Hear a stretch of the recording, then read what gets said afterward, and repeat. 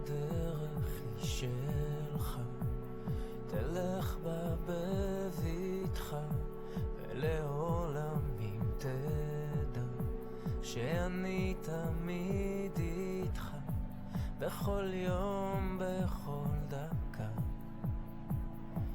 אני איתך, ותיתן ללב שלך לצרוח בשמחה, שהמנגינה תצא החוצה בשירה, ואז תדע אני איתך.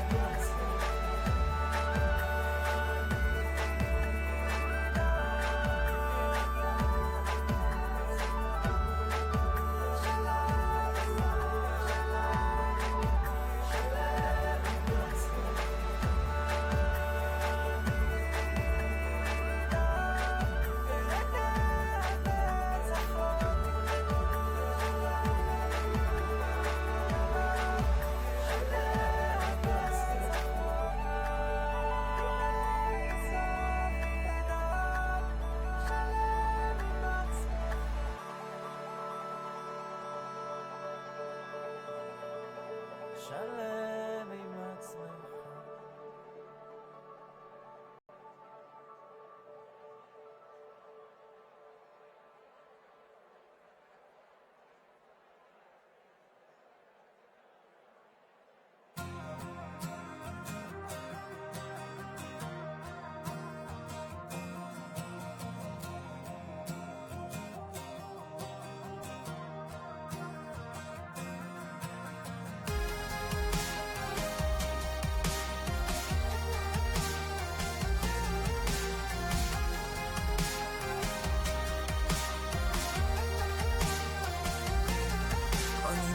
במחשבות אני סופר את הדקות, אוסף שברים של זכוכיות מהרצפה.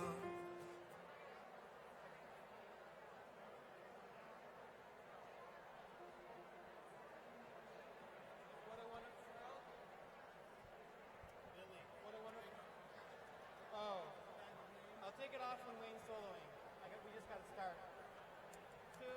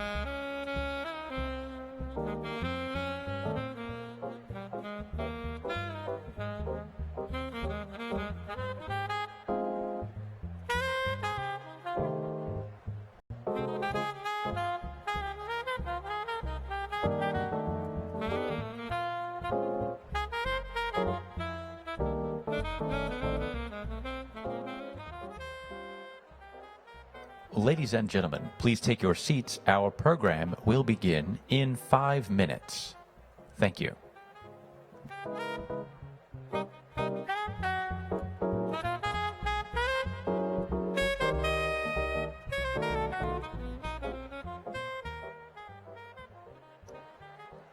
Ladies and gentlemen, good morning and welcome. We ask that you please take your seats at this time. Please take your seats at this time. Our program will begin momentarily. Thank you.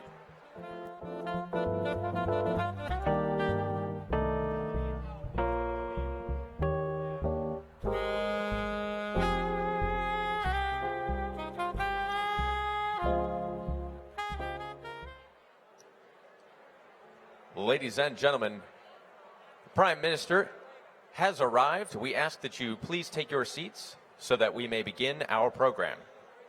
Thank you.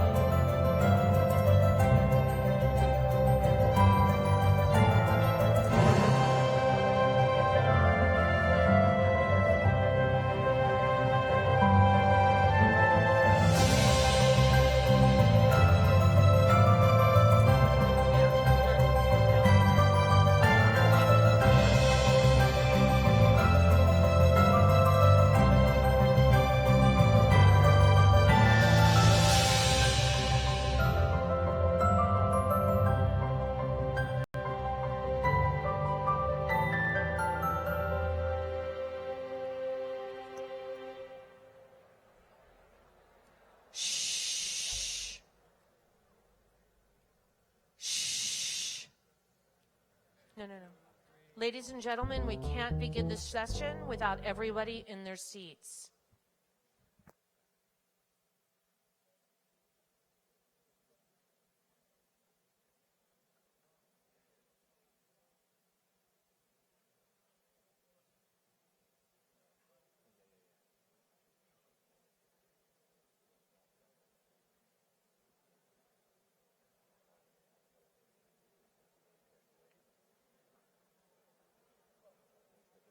Ladies and gentlemen, we cannot begin the session without everyone in their seats.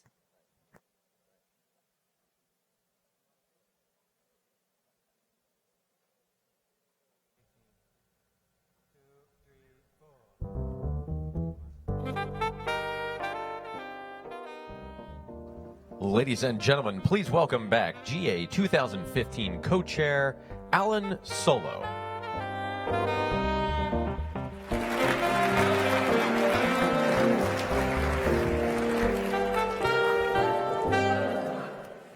Boker Tov, good morning. Together we have spent 3 amazing days, joining with one another, learning, sharing, thinking forward, and I'm happy to say that we're not done yet. Today we are most fortunate to have with us three amazing leaders. The Prime Minister of the State of Israel,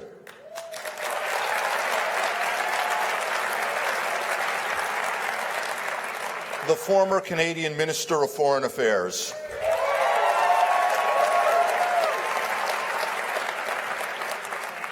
and the Chief of Staff to the President of the United States.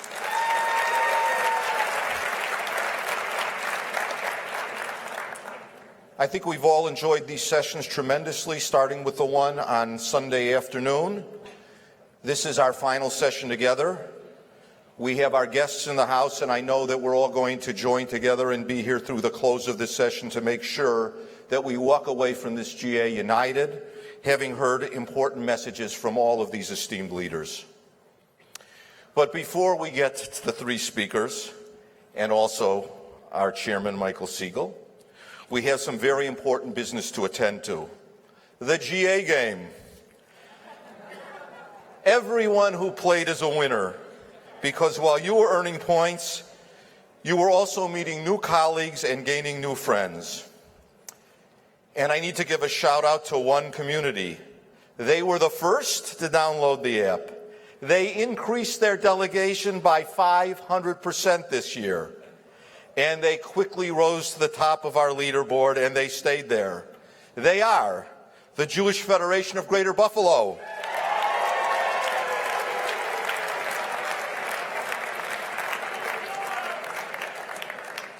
now, this is a community that is so committed to the next generation that they have generously agreed to give their first prize to Daniel Larson, a student at Brandeis University. Daniel, please stand up.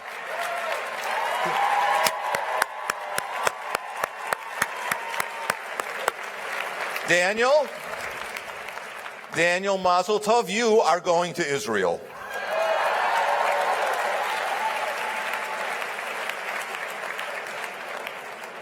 You should know that Daniel is also a participant in JFNA's Ferrip Graduate Scholarship Program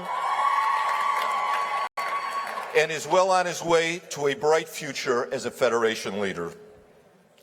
And now, on to our next guest, who was so inspired by her birthright trip, she's been back to Israel 4 times since. In between voyages, she stays connected to Israel and Judaism through her music. She was even a semifinalist in the Global Jewish Singing Contest. Hallelujah.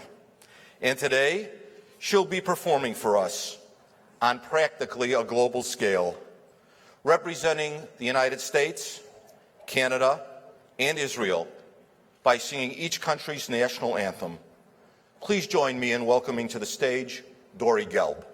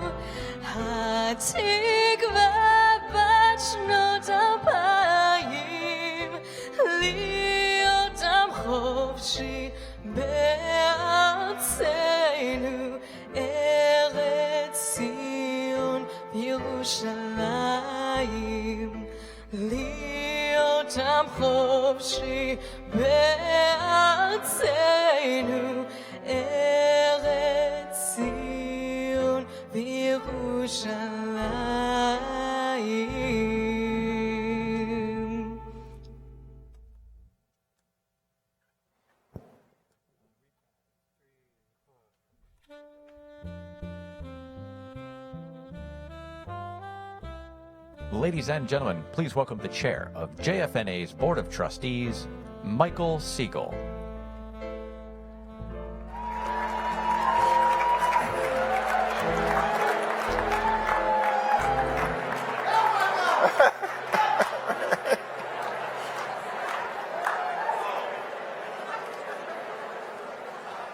So, Dory, thank you, and congratulations on being a finalist.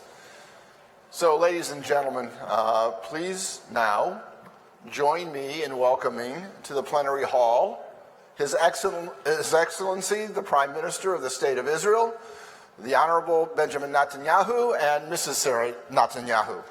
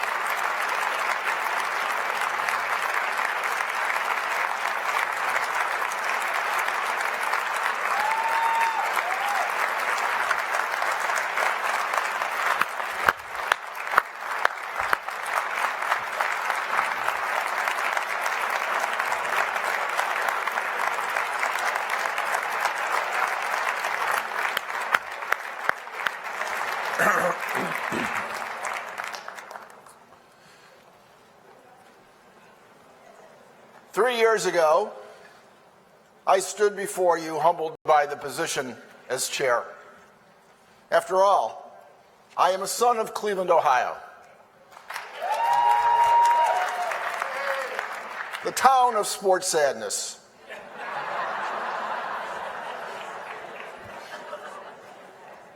The son of Sal and Molly Siegel, Aleichem HaShalom. At my father's urging, I joined the family steel business immediately after college. What can I tell you about steel? It sinks in water and it rusts. But it has strength, endurance, and because it's 100% recyclable, it is good for the planet. Early on in my career, I got involved with the Jewish community. My parents installed in me the necessity to be involved and to be connected with pride and integrity. Eventually, this led me to the Federation. Our mission is truly timeless, and it is not always easy. As Shimon Peres has said, we are a people of great dissatisfaction, and too often we see the glass as half empty. But for all the shrine that goes on about the purpose of federation, when it came time for the Prime Minister of Israel and the President of the United States to discuss the Iran nuclear deal with the Jewish community, they turned to us.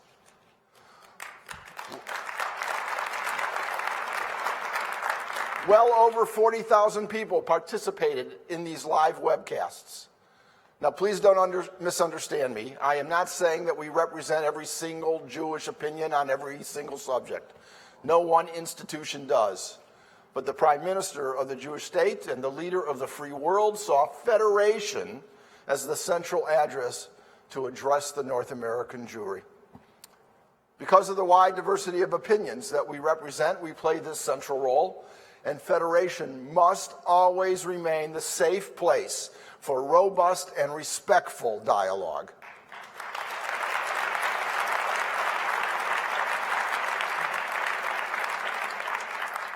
The Iran nuclear deal and issue was profound, but it was not the only crisis we faced during the past 3 years.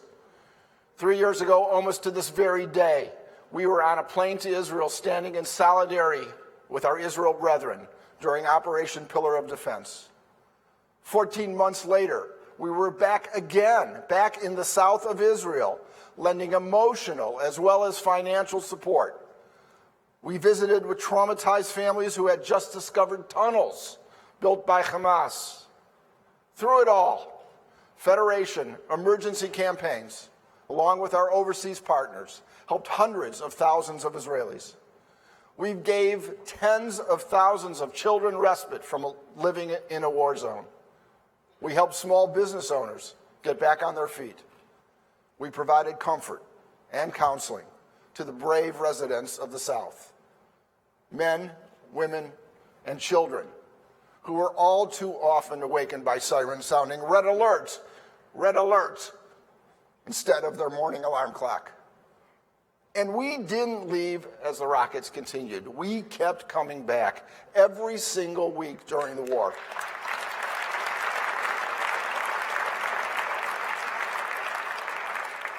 Tragically, terrorist violence has again put Israelis on edge. And with our partners, we are helping those who have been affected in recent weeks. In the past month alone, we have had over 20 missions on the ground in Israel. We don't stay away. We will always be there, shoulder to shoulder with our family in Israel.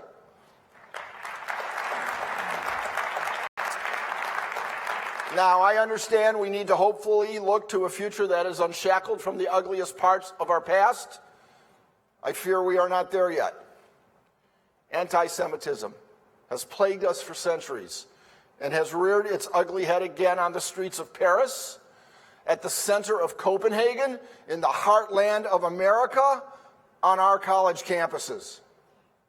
In the approximately 1,000 days I have been in this office, there have been more than 1,500 attacks on Jews and Jewish institutions around the world, more than one each and every day. So what is Federation doing about that? One of the things we have done is to prepare for both physical and political assaults on Jews and Israel. More than a decade ago, our movement helped create SCAN, the Secure Community Network, with the Conference of Presidents. SCAN works 24/7 with the highest echelons of the United States intelligence and law enforcement agencies to prevent and respond to attacks on Jews and Jewish institutions. SCAN was on the ground within hours of the deadly rampage on the Kansas City Jewish Community Center. It has shared its expertise with its European counterparts and has been advising many of your local communities. In recent years, another nefarious ideology has emerged: the boycott, divestment, and sanctions movement, BDS. Here, too, we have taken action. Federations and the Jewish Council for Public Affairs formed the Israel Action Network, an organization solely focused on fighting BDS.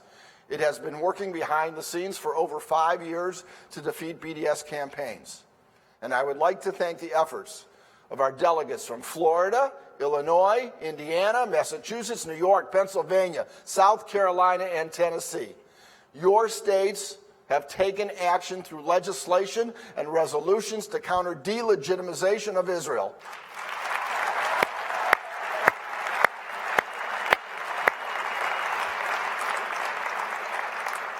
I call upon every delegate to this assembly to find the proper way to do the same in every state in the Union and in every province of Canada.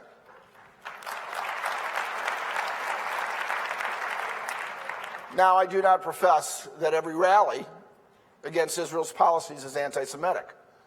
But when demonstrations against companies in the West Bank devolve into chants of slaughter the Jews, as they did in Antwerp and The Hague, or when heinous blood libel is resurrected in downtown Seattle, these are no longer protests, they are anti-Semitic mobs demonstrating insidious hatred of Jews. And it is not enough to push back on the BDS perpetrators wherever we find them.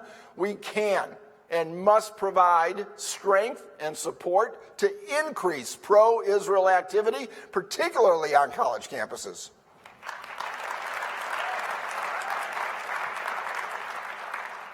Now, it won't surprise you to know that not all of our actions have to do with fighting external enemies. Some of our biggest challenges come from within. The 2014 Pew study was a reminder that connection to Israel and affiliation with organized Jewish life is diminishing amongst younger Jews. The results have triggered introspection and redirection in our community, but there were other numbers in that study that we haven't focused enough on. For example, 93% of those surveys felt proud to be Jewish. 3/4 feel a strong sense to belonging to Jewish people. These are important, positive statistics, but we cannot rest on those laurels. The challenges loom large and we can take nothing for granted. Let me give some examples of why we have reason to be hopeful. This past summer, 93 members of our Young Leadership Cabinet went to Bucharest and Budapest. Entwined, Massa, and Onward, Israel have over 250,000 alumni. And yesterday, we met the 500,000th participant of Birthright. So, let me ask you all a question. Have any of you called these young leaders from your community? Asked them to meet for coffee? Had them over to your home for a Shabbat meal? As leaders, let us remember to personally engage and embrace that which is good and vibrant in our community. So we want to think forward, to hear about some great examples of how federations are actually answering the challenge, following up on engagement of young adults and families. Ask your colleagues and friends in Boston, Minneapolis, and Seattle what they are doing. We can learn from one another. That is why we are here. There's no time to hesitate. Connecting with these young people, 600 strong out here in the audience, seek out their passion and their leadership. Share in their joy. They're here at the General Assembly. Please meet them on a personal basis. I am proud of the things that we've accomplished together during these past 3 years. We rolled out a new system, which half the Federation websites on the continent are built on, and debuted at this conference the first continental intranet of Jewish communal knowledge, Fed Central. We inaugurated a healthcare policy center that leverages the cumulative impact of our multi-billion-dollar social service network involving 100 nursing homes, 125 Jewish family service agencies, hospitals, and many more. It's one of the largest social service networks on the continent. We lobbied for and received a multi-million-dollar grant to help Holocaust survivors live out their lives with dignity.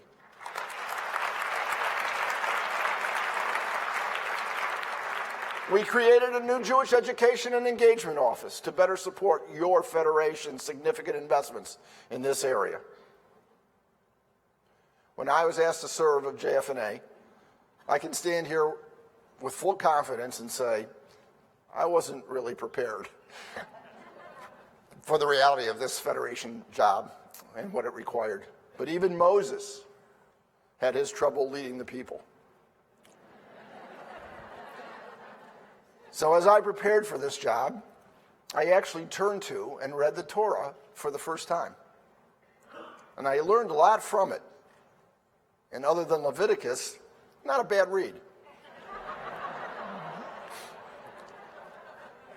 Really. In the closing words of Deuteronomy, to complete a great period of leadership, Moses publicly placed his hands on Joshua and vested in him the sacred task of leading our people. Now, I am no Moses, neither was Christian Bale, if you saw the movie. Really, I don't know who casted that. But even business schools use Moses as a case study in leadership. Succession, broken down into 3 simple truths. 1, know when it's time to call quits. 2, let everyone know your successor has the backing of the people. And 3, provide them with public support. Richard Sandler, you have all of that from me and everyone in this room.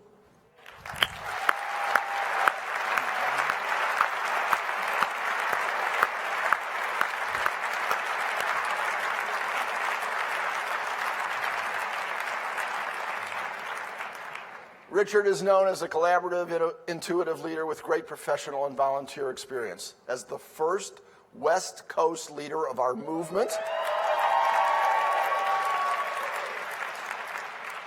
he will bring a new style, a fresh way of thinking, and he will inevitably face a new array of challenges.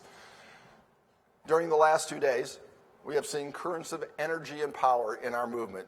Most of us didn't know Samantha Dubrinsky from Birmingham, or Ashley Miller and Seth Wong from Denver. They are shaping the future and inspiring others to do the same. So if any of us need a boost in confidence about what the future leadership of the Jewish community will look like, bring your friends to the next GA in Washington, okay? The Talmud commands us to say 100 blessings, to find 100 things to be thankful for each day. So I want to take a few moments to increase my chances of fulfilling this mitzvah. First and foremost, I want to thank my family. Especially, I got to get through this. My wife, Anita.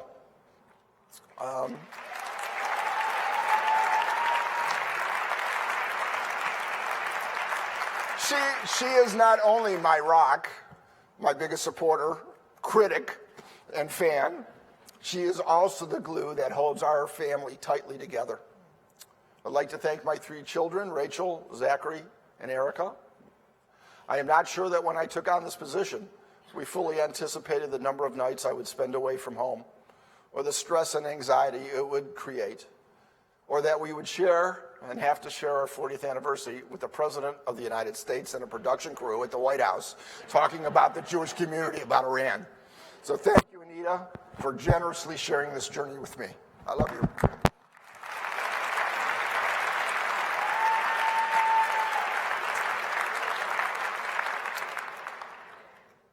And I love my 3 children. To my fellow volunteer officers, Dee Dee Feinberg, Steve Silverman, Linda Hurwitz, Gail Norrie, and Ann Pava, Richard Bernstein, Andy Groveman, Susie Stern, Jody Schwartz, Harold Gernsbacher, Judy Altenberg, and each year's wonderful National Young Leadership Chairs, it has been my honor to serve with you. To Chuck Ratner, Chair of the Board of the Governors of the Jewish Agency, and Penny Blumenstein, President of JDC, you are our comrades in arms in serving the Jewish people. Thank you.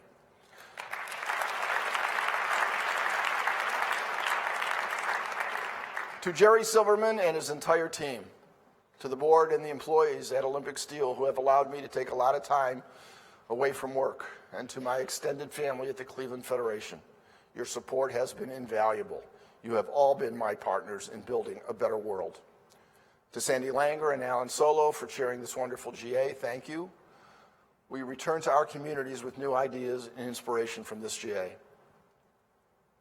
Finally, I want to leave you with this thought. Let's embrace and stop criticizing ideas, even if they come from someone else.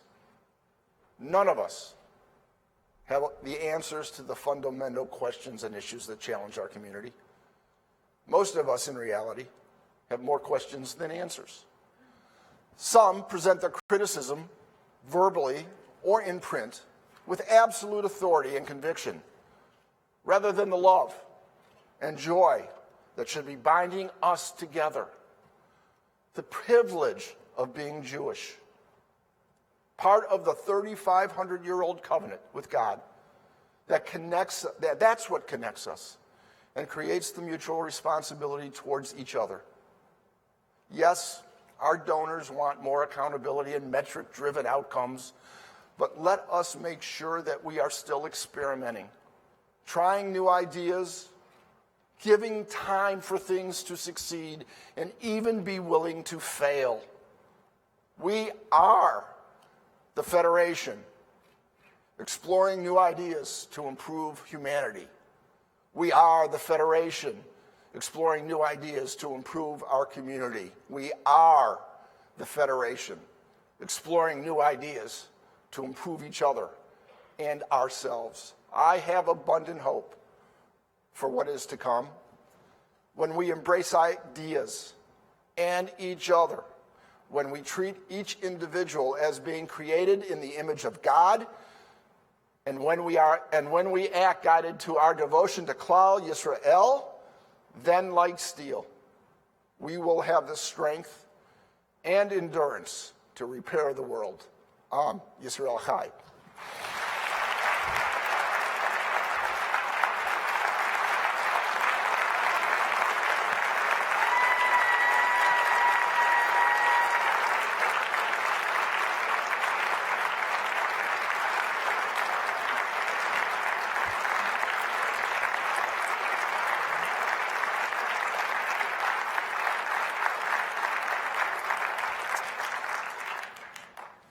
So it is my great privilege and honor to introduce someone who needs no introduction. This man has been a friend of mine for a very long time. He has been an incredible diplomat, an author, a soldier, right? He was an unbelievable finance minister. Okay, it is with great pride and privilege that I introduce to all of you a man who you all know, the Prime Minister of the State of Israel, the Honorable Benjamin Netanyahu.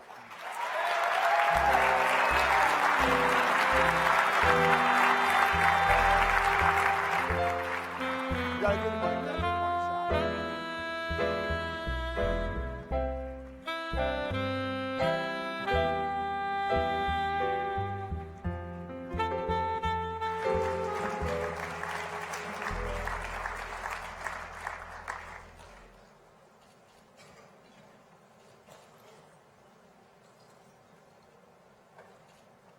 Thank you, my good friend, Michael Moses Siegel.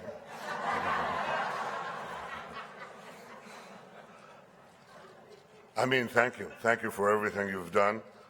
You've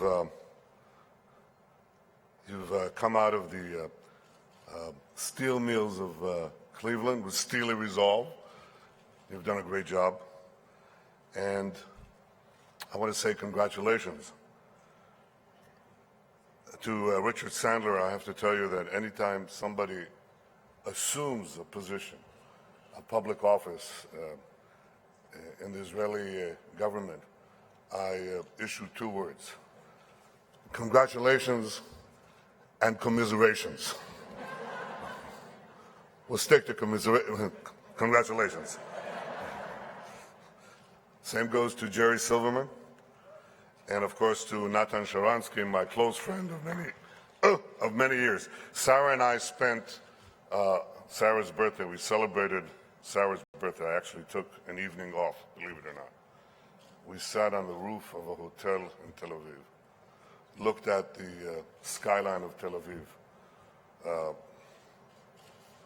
When our older boy was a child, he said, "Daddy, there are no skyscrapers in Tel Aviv." I said, "Relax, kid. Your father will be prime minister. There will be skyscrapers in Tel Aviv." Now, we're looking, that's an honest quote. We are looking at this wonderful skyline. There's a breeze that is sweeping that terrace, and you now see its consequences. My voice, however flawed, I hope will be clear and strong, as is the voice of our ambassadors here, Ron Dermer, Ambassador Danny Danon, Ambassador Dan Shapiro. Thank you all for doing a wonderful job.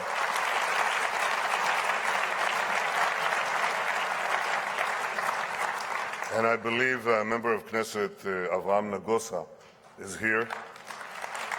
Stand up. He's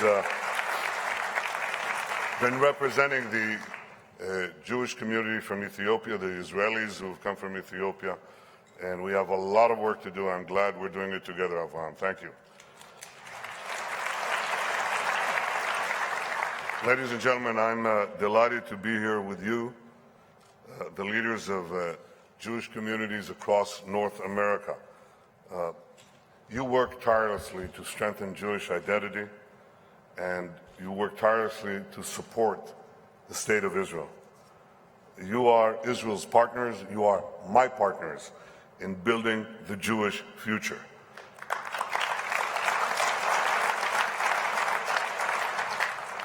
Now, this past year has not been simple. Great issues were debated, passions ran high, and the stakes were even higher. But we must always remember two simple truths. The first one is that no matter what disagreements there are between Israel and the United States, Israel has no better friend than America, and America has no better friend than Israel.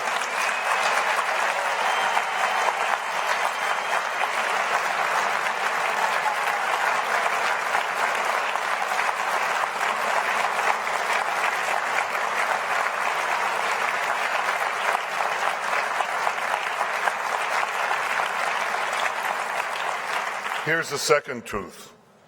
No matter what disagreements there have been within the Jewish community, maintaining the unity of our people is of paramount importance.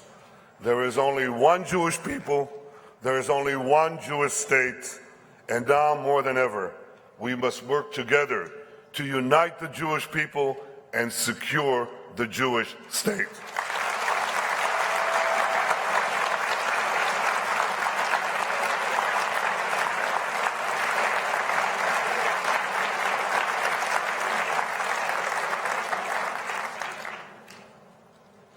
Israel is a state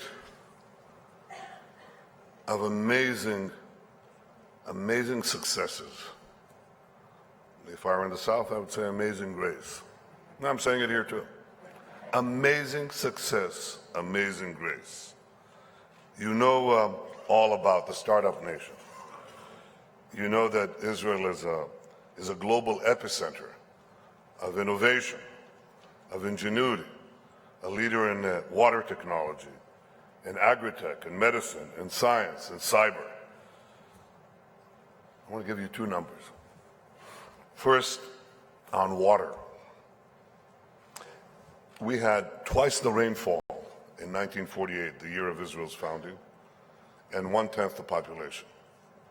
So in 67 years, the water supply has gone down by half from rainfall, roughly half. And the population has grown 10 times. Our GDP per capita has grown 40 times, and with it goes water usage. So we ought to have a big water problem, but we don't. We have a water surplus. Israel leads the world by far in the recycling of wastewater and in so many other technologies related to water, and people are coming to us and they say, teach us. Or Laguin. Teach us what you've done for yourself. We can do it in Asia, in Africa, in Latin America. Every week, somebody else comes and says, teach us how to get water out of the stone. Did you read that, Michael? Okay. So here's another little factoid. Is that how you call it? Factoid? Factoid. Fact. Okay, here's another fact.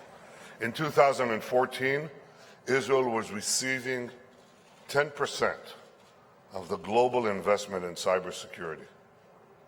That's an extraordinary number. Given that we are, it's about 100 times our size in the relative population of the world. In 2015, that number has changed. It grew from 10% to 20%. It doubled in 1 year. 1 year. So in cyber, Israel is punching 200 times above its weight. That's an extraordinary figure. And in cyber, in water, and in many, many other fields of Israeli technology, our economy continues its remarkable ascent. In 1948, Israel had roughly the same GDP per capita as our neighbors. Today, Israel's GDP per capita has surpassed the European average, and according to 3 of the 4 indices that I looked at before I came here, surpassed that of Japan.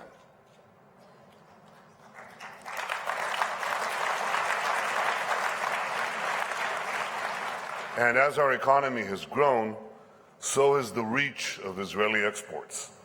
Today, Israel is dramatically increasing trade with India and China. I point that out because they're two small countries, and together with our small country, we encompass about a third of the population of the world, which is another factoid you can file away. The combination of new innovations, really new products and services, and new markets is propelling Israel's economy to ever greater and greater heights. That's important because, you see, while we have tremendous opportunity, we also have one or two challenges. I think you've heard about them. We have to pay for defense. Defense is very, very expensive. In fact, it gets more and more expensive all the time.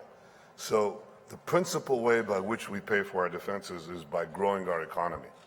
And the other, I have to say, is the generous support that we are getting from the United States of America. And yesterday I had a wonderful discussion with President Obama how to secure that assistance for the coming decade.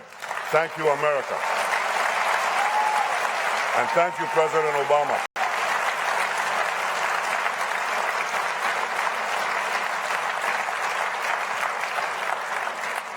I know that all of you are proud of Israel's stunning technological achievements, but I think we should no less be proud of Israel's values. And you see those values on display every day. You see it in our freedom, when you watch the passionate speeches in our Knesset, if you bring noise plugs. And indeed, when you read the spirited debate in our press, bring pink sunglasses, it'll lower the glare. But this is democracy. This is intense, robust democracy. You see it in our pluralism, in our growing and thriving Christian populations, the only Christian population in the Middle East that is growing and thriving and not shrinking and being decimated. In our proud and our strong LGBT community. Tel Aviv is a renowned capital of pluralism and diversity and tolerance, as is Israel altogether. You see it in our egalitarianism. You see it in an Arab schoolboy who knows that, or schoolgirl, they can grow up to be Knesset members or ambassadors or a Supreme Court justice. We have an Arab Supreme Court justice, in case you didn't know. And it's the only truly independent court in a very, very large radius. You see it in Israeli schoolgirls who know they can become fighter pilots, central bank governors, and prime ministers. We've had one of each, actually more than one of each. One of each, and prime minister. You see our compassion when you visit the hospitals, the field hospital that we've set up that treat thousands of wounded Syrians from the battles inside the Syrian inferno. We set up a field hospital, I think about 10 or 50 yards away on our side of the Syrian border, and we take in these people who've suffered unbelievable tragedy. We take care of them at our expense. We've been doing so for years. You won't read about it, but you should know about it. It's very important. And you see our values when you follow our expert rescue teams to faraway places like Haiti and Nepal. Just recently we had this horrible earthquake in Nepal, and the biggest rescue delegation was from India. That's a small country. The second largest in the world came from Israel. Second largest rescue delegation in the world. Now, the demonstration of liberal democratic values would be impressive anywhere, anytime. But what is truly remarkable is that Israel upholds these values in the darkest and most oppressive region on earth, and when facing unmatched security challenges. This is why when our detractors defame Israel, we must defend Israel.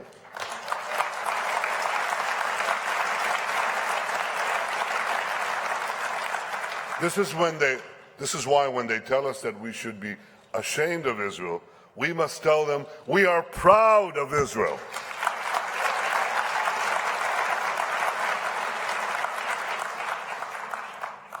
From my office in Jerusalem, the dangers facing Israel can sometimes appear daunting. Israel is surrounded by many forces driven by fanaticism and hatred. Militant Islam is on the march, the Sunni extremists led by ISIS, the Shiite fanatics led by Iran. But despite these enormous dangers, I have no doubt that Israel will continue to flourish in the years and decades ahead, because the people of Israel are strong, because the alliance between America and Israel is strong, and because the partnership between Israel and Jewish communities around the world is strong. Through decades of war and terrorism, 3 generations of Israelis have shown extraordinary fortitude and resilience. I visit our troops just about every week. I go and see our young men and women in uniform. And it is an experience that I hope that all of you can share, possibly have shared. To talk with our young men and women in uniform is to be inspired by their deep faith in the justice of Israel's cause and by their fierce determination to defend our homeland. We're going to be celebrating Hanukkah. These are the new Maccabees. They have such fortitude, such courage, such spirit. These soldiers are Israel's future. So believe me when I tell you, Israel's future is in very, very good hands.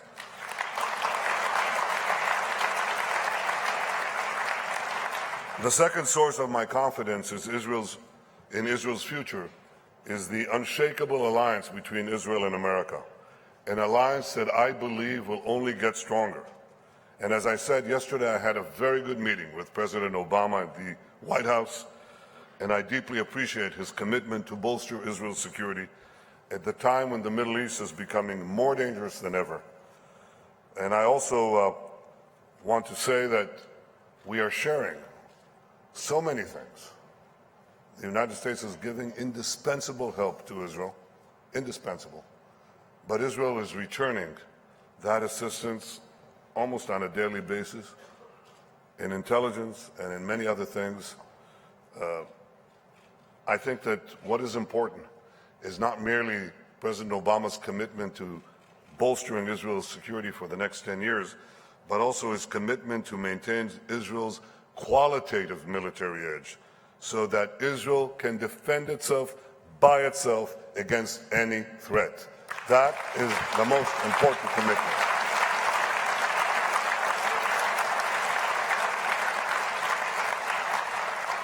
And despite our disagreement over the nuclear deal with Iran, I believe that America and Israel can and should work together now to ensure Iran complies with the deal, to curb Iran's regional aggression, and to fight Iranian terrorism around the world. Now, the third reason I'm confident about the future is the tremendous partnership between us. Since the founding of Israel, well, even before the founding of Israel, you have been our partners in building the Jewish future. Your support has been invaluable in helping Israel successfully absorb millions of immigrants, build world-class hospitals, create an oasis of modernity in the middle of the deserts. And in the last 2 decades, Israel has begun investing in you. This was a revolutionary idea that was put to me, a young prime minister 20 years ago. They said, well, you know, the diaspora and Jewish communities, especially in North America, have been investing in Israel, you know, for 5 decades. How about returning the favor? as our economy grows, we could invest in Jewish education and Jewish identity. And I said, well, that's a crazy idea. I like that. So well before we reached our current economic levels, we began, and Natan Sharansky remembers that very well, we began to invest in birthright, which I thought was an extraordinary idea. Now, 500,000 people later, 500,000 young Jews, young men and women who visited Israel, I'm proud to say that we'll continue to invest in birthright. It is, after all, our birthright. And tens of thousands, of course, tens of thousands have participated in the longer Masa programs.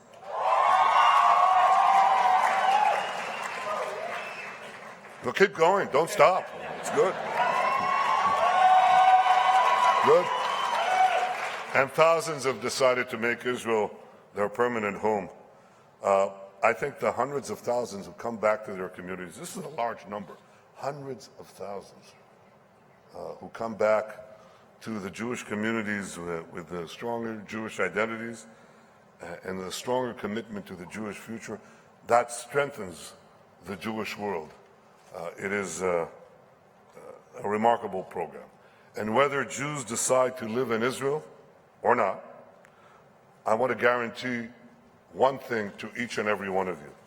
As Prime Minister of Israel, I will always ensure that all Jews can feel at home in Israel. Reform Jews, conservative Jews, Orthodox Jews, all Jews.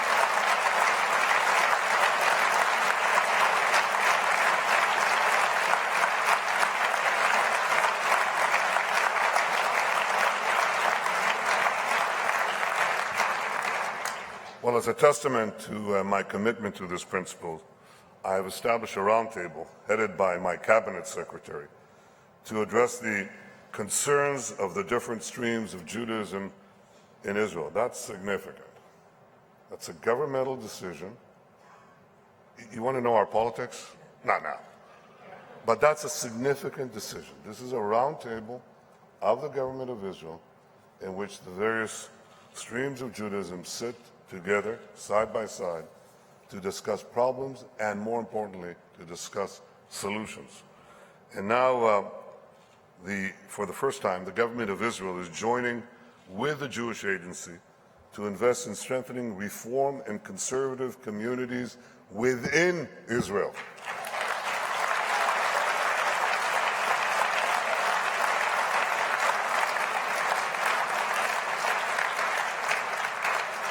I'm also hopeful that we will soon conclude a long overdue understanding that will ensure that the Kotel is a source of unity for our people, not a point of division. And we're getting there, I have to say.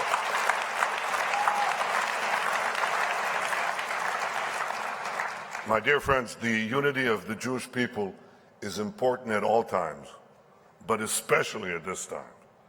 It's especially important when the assault on the Jews is not confined to the Middle East, because, as Michael said correctly, there is a wave of anti-Semitism that is raging across Europe, but it goes beyond there to other continents as well.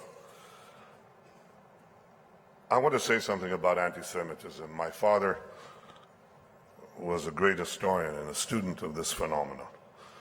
It has ancient roots. It goes back to roughly to Hellenistic times,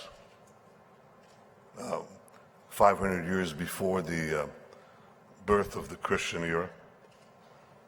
It has a long tradition, and old traditions die hard. Sometimes they don't die. For centuries, the world believed the worst things about Jews. And these lies were believed not just by the ignorant masses, they were believed as well by the educated elites. They said about us that we were poisoners of wells, spreaders of plagues, killers of children. Now, the lies that were once leveled at the Jewish people are now leveled at the Jewish state. They say that Israel harvests organs, spreads AIDS, and executes innocent children. Once the Jewish people couldn't even raise its collective voice to fight against these lies, these slanders. Today we have a voice. Well, sort of. Today we have a voice. And we must ensure that our voice is heard loud and clear. We must speak out against the slander of the Jewish people and the Jewish state.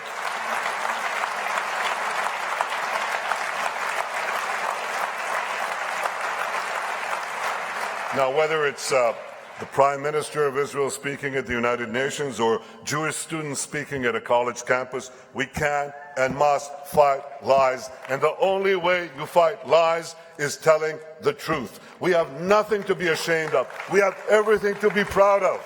Stand up proudly. Speak the truth about Israel. Be proud as Jews.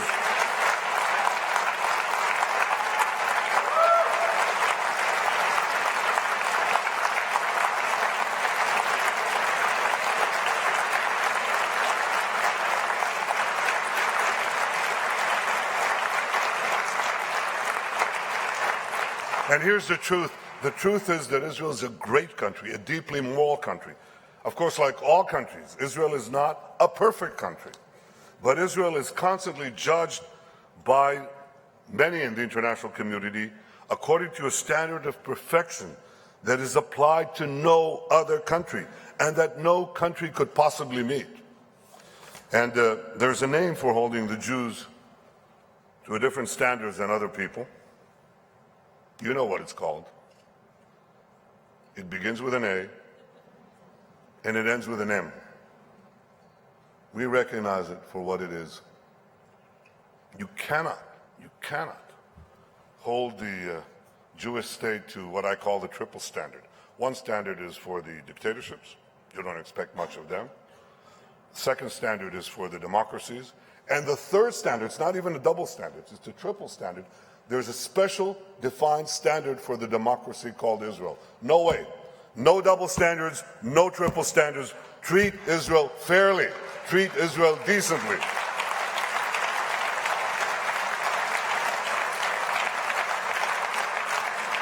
Now I have a friend whom you may know. His name is Alan Dershowitz. And he gave what I think is a very good test. He said this in the Oxford Student Union. By the way, he said that he was the only one who won an Oxford Student Union debate on Israel. No, Alan. Many years ago. But I'll tell you, he gives a great fight. So here's what our friend Alan Dershowitz, a great exponent of the truth, said. He said, name a single country in the history of the world faced with threats comparable to those faced by Israel, that has a better record of human rights, complies more rigorously with the rule of law, and does more to minimize civilian casualties. He asked that, and the answer was, there is no other country. Israel stands at the top of the list. And I think we have to speak the truth about peace as well. The truth is that the reason that we don't have peace yet with the Palestinians is not because of the settlements or a territorial dispute, the territories that were won in our defensive war of 1967. Israelis and Palestinians had a conflict for half a century, almost 50 years, before Israel captured any of those territories or built even a single one of those settlements. And afterwards we left part of that territory, Gaza, left it to the very last centimeter or inch, stripped out the settlements, went to the 67 boundaries, uprooted all the people who were there, disinterred people from their graves. What did we get? Peace? We got rockets. The truth is that the reason that there isn't peace between Israelis and Palestinians is the persistent Palestinian refusal to recognize the Jewish state in any boundary. That's the truth. If you recognize the problem, you'll be able to get to its solution. And here's another simple truth. The truth is that Israel seeks peace. The truth is that I seek peace. And when Israel, the people of Israel, the governments of Israel, met Arab leaders who wanted peace equally, like Egypt's Anwar Sadat and Jordan's King Hussein, Israel made peace. We could do so when you meet an Arab leader who essentially says, we're burying the past, we're seizing the future. We have no more demands of the Jewish state. And Israel will face a Palestinian leadership that seeks peace, that is willing to bury the past, that will make no more demands on the state of Israel. Not get a state next to Israel in order to displace Israel. Not get a state next to Israel in order to flood the adjoining state of Israel with millions of Palestinian descendants. When we meet a leader who actually is willing to recognize finally the Jewish state, we will have peace. And that is the first requirement, the most essential requirement.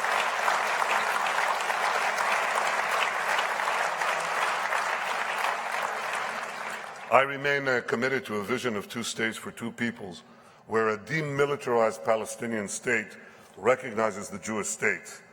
And Israel will continue to work for peace in the hope that what is not achievable today might be achievable tomorrow. My friends, if you have any doubts about Israel's future,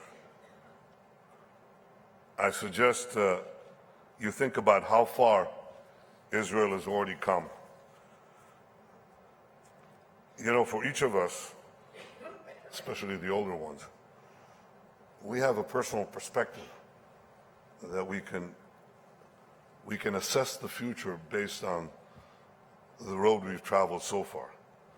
I was born a year after the founding of the state, and the change, in my perspective, has been nothing less than stunning.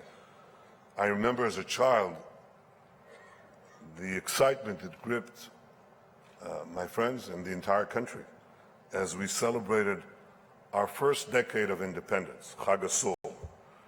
It was a decade in which we won our war of independence and doubled our population. And as Israel turned 20, I celebrated as a young soldier with my fellow soldiers and with the people of Israel. I had enlisted shortly after our great victory in the Six-Day War, and I was still awed that only a year earlier we had liberated and reunited our eternal capital, Jerusalem. And as Israel, I remember the feeling at the end of the Six-Day War. I'd grown up in Jerusalem, and my father's office, he was the editor-in-chief of the Hebrew Encyclopedia, and his office was right next to the wall separating Jerusalem. And I would go there because the bicycle fixers were there. So I always knew that I couldn't go that direction because I'd hit the wall and Jordanian snipers. And all of a sudden there was, at the end of the Six-Day War, there was a breach in the wall. And we started flowing, just thousands, tens of thousands flowing through that breach into the old city, to the Kotel. And we went there and just stood next to the Kotel. Nobody said anything. We were just so mesmerized by realizing the dream of ages. That was what I remember from the third decade of Israel's existence, the beginning of the third decade. And then at the end of it, when Israel turned 30, we were on the verge of achieving a great historic peace with the largest Arab country, with Egypt. And when I was privileged to preside over Israel's 50th anniversary celebrations as prime minister, we were already at peace with Jordan, and we were busy welcoming home nearly 1 million immigrants from the former Soviet Union. Now, the two decades have passed since that 50th anniversary, nearly 2 decades, since that 50th anniversary celebration. And we have since then liberalized our economy, won 8 more Nobel Prizes, it's a large number, built 21st century roads and rails, discovered gas, transformed Israel into a global technological power, and reversed that joke, how do you make a small fortune in Israel? Start with a big fortune, turn it completely on its head. And we're showing the world new ways to travel, new ways to enrich life, new ways to protect health, new ways to grow crops. Today we're forging new ties with countries in Asia, Africa, Latin America. And no less important, today we're forging new ties with Arab states in the region that increasingly see Israel not as an implacable enemy, but as a valued ally, as a partner in confronting common dangers together. I hope they also see it as a partner in seizing the future for the betterment of their peoples in this great battle between modernity and medievalism. Modernity must win.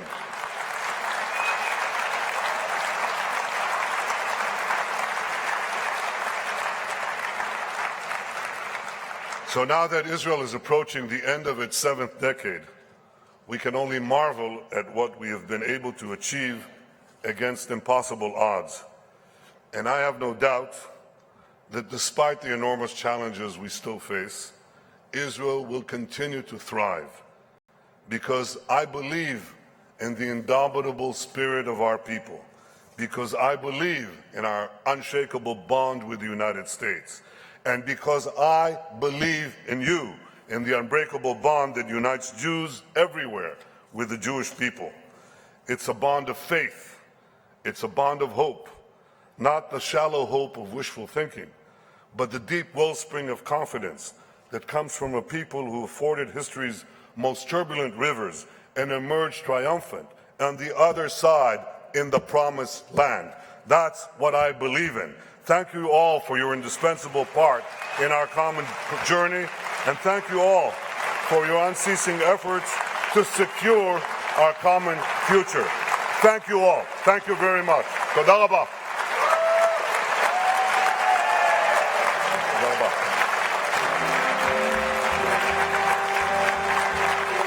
Thank you. Toda raba.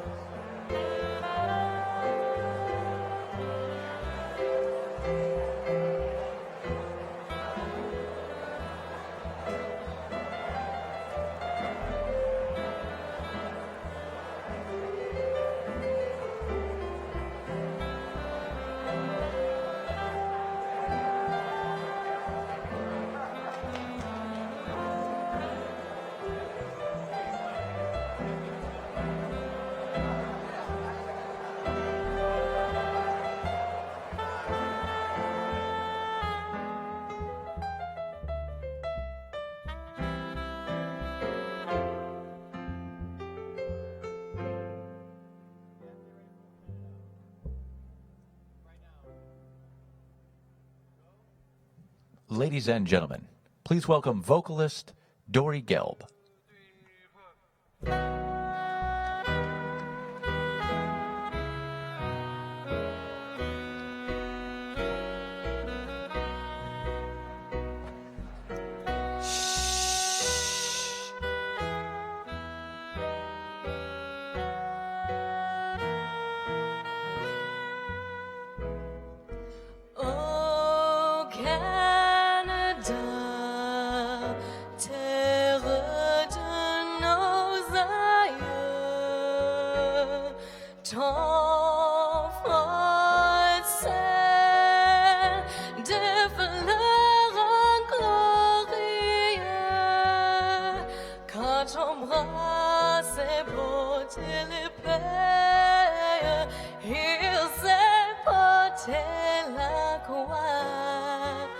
Ton histoire est une épopée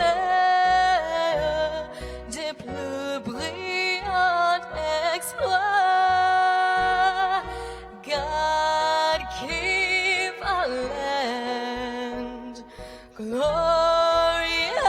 and free. Oh, Canada, we stand on guard for thee. Oh, Canada, we stand on guard for thee.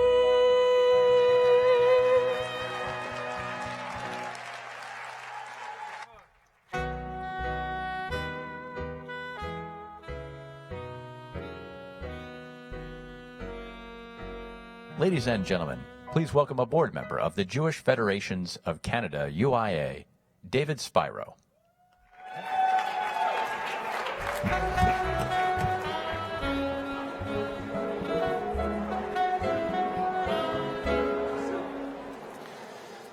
There's a well-known saying, you know who your real friends are when the chips are down.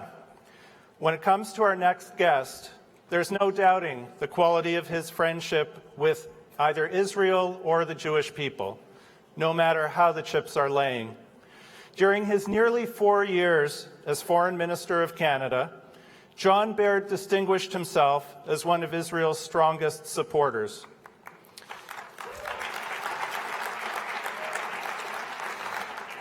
He has never failed to make his position clear, popular or not.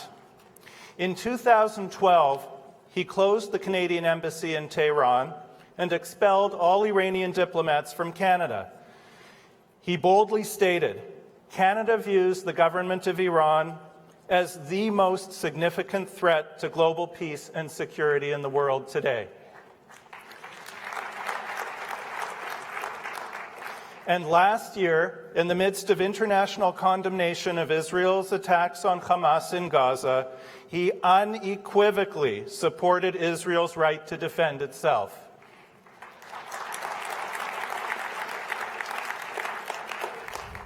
This afternoon, he'll share with us his current views on recent events, global peace, and security, and how it may affect the state of Israel. Ladies and gentlemen, please welcome to the stage our very great friend, the Honorable John Baird.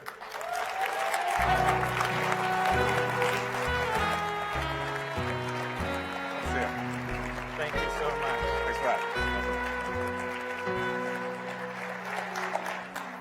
Well, thank you very much for that warm welcome. And thank you, David, for that kind introduction. I do have a bit of a bone to pick with David, though. Earlier this morning, as we walked into the room, I turned to him and remarked, wow, what a great crowd you've got, a lot of people. And without missing a beat, he responded to me, oh yeah, but when we get some good speakers, we can get 2 or 3 times as many people. Now, that wasn't nearly as bad as the guy that I met at the airport the other night. While I was waiting for my luggage to come off the carousel, this guy comes up to me and he says, does anyone ever tell you you look like John Baird? I smiled and responded, yes. And then he says to me, that must really piss you off.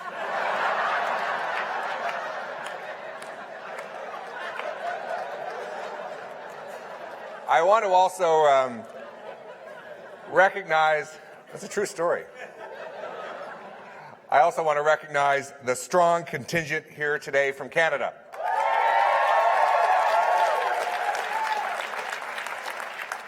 In Canada, we have 350,000 Jews.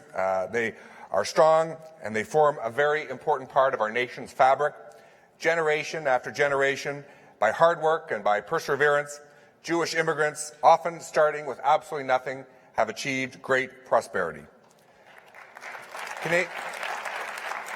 Let me tell you this, Canadian Jews are also immensely proud of what the people of Israel have accomplished, of their courage and generosity, of the remarkable modern nation that they have built. You will also know, almost a year ago, I stepped down as Foreign Affairs Minister of Canada and left political life.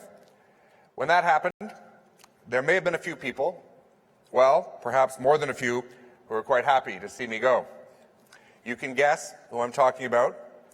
The anti-Israel gang in the mainstream media, the go-along to get along crowd at the United Nations, the foreign policy elites in Ottawa, those advocates of the mushy middle, honest broker stuff. But let me tell you this, if they think my passion for Israel will wane, if they think my voice will fall silent, if they think my energy for the Jewish people will diminish, they are dead wrong.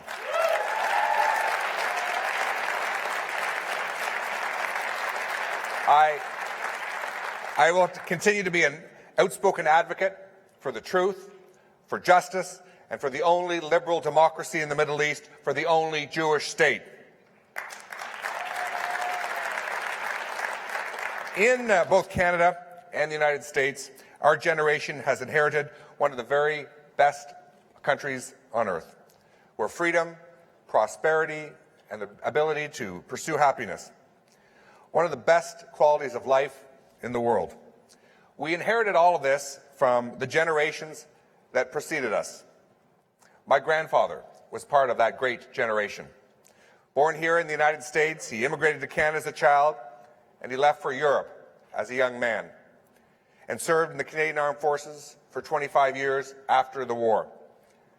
The great challenges of his generation were first fascism and then communism. Well, the great challenge of our generation is the fight against terrorism. And our generation must respond with the same courage and determination that that great generation did. Friends, far too often the State of Israel and the Jewish people around the world are on the front lines of that struggle. Whether it's Hamas in Gaza, Hezbollah in South Lebanon, we must stand with the people of Israel. Whether it is a community center in Buenos Aires or Chabad House in Mumbai, we must stand in solidarity with the Jewish people. And we must call out those who excuse it or attempt to perversely seek to justify it under the guise of moral relativism. I want to tell you about one experience that I had as a young political assistant when I worked for the Minister of Foreign Affairs back in 1993. Every morning we would get a briefing on what was going on in the world, political, economic, security incidents, and they reported that it was raining in a town called Metula in northern Israel. I would later visit Metula. Canadians take great pride in it. It's where the Canada Centre is, also one of the only hockey rinks in the Middle East is. But when it was raining in Metula, it was not a meteorological event. It was Katyusha rockets coming down indiscriminately on men, women, and children, on hospitals, on schools. And when this was reported to us at that morning meeting, I very naively asked, as a young 23-year-old man, what would Canada do? Should we issue a statement? Should we raise the issue at the United Nations? Should we speak with allies on how to respond? No. No, I was told. And I heard something that I'll never forget. It was reported to those of us in the meeting that, no, we don't get involved. Why? Because it's hard to tell the black hats from the white hats. I sat there, stunned, and started to doodle on the pad of paper in front of me. I wrote I wrote Israel, with a white hat above it. I doodled a black hat, and put Hezbollah. And under Israel, I put liberal democracy, and under Hezbollah, I put terrorist organization. It really couldn't be more black and white, in my opinion. And I thought to myself, if I was ever in a position to do something, I would stand up and take a very different approach. Now, Never did I imagine the opportunities ahead for me to do just that some 20 years later. And under these challenging conditions, the Jewish people have built a remarkable state, the most economically prosperous in the entire region, a magnet for jobs, innovation, and for opportunity. Israel has one of the most dynamic economies in the world. Its startup nation philosophy has seen it make incredible strides in science and technology, medicine, in agriculture, and in water management. Israel is also a place where freedom, democracy, and the rule of law flourish. Israel, my friends, is a beacon of light in a part of the world where all too often darkness prevails. When the leading state sponsor of terrorism in the world today, the Islamic Republic of Iran, seeks to expand its power and its influence in the region and the world, friends, we must stand resolute. That it will not be business as usual until Iran's clerical leadership takes a different course. The world and civilized people everywhere cannot and must not allow the proliferation of nuclear weapons throughout the Middle East. And make no mistake about it, that is exactly what will follow if Iran becomes a threshold nuclear state. Iran's political and religious leaders have been clear about what they'd like to do to the Jewish state, and we must ensure that they never obtain the capacity to follow through on that threat. Now, I used to view the Iranian nuclear program almost exclusively through the lens of Israel. But let me tell you, the Arab world is every bit as concerned as each and every one of us at that prospect. Israel, Saudi Arabia, the United Arab Emirates, and just about every Arab state share our strong concerns and our deep-rooted fears. While on many fronts we do have fundamentally different values than some in the region, we do share many of the same concerns. We don't like or support the Muslim Brotherhood in Egypt and beyond. We both share the concern about the growth of political Islam. Political Islam is fundamentally contrary to democracy and fundamentally contradictory to pluralism, something that makes Canada, the United States, and Israel so great. We deplore the war crimes committed by Assad against his own people. We abhor the rise of ISIL and its brutal methods. And let me tell you, we all share the same concerns and even fears about the regime in Tehran. It especially means we must work together to stand up against its attempts to expand its power and its influence in the region. Notwithstanding our strong and unequivocal support for Israel, Canada's relations with the Arab world are stronger than they have ever been. They might not agree with our position on that one issue, but let me tell you, they respect the moral clarity of our position and of our leadership on so many other fronts in the Middle East. One of the great things that Canada, the United States, and Israel can give to the world is our example. We have built pluralist societies where people from different races, backgrounds, and religions can live in peace and harmony. In far too many parts of the world, we see the reemergence of the scourge of anti-Semitism, and sometimes in places that we had assumed it had all but been eradicated. This was hammered home to me on a recent visit to the old city of Jerusalem.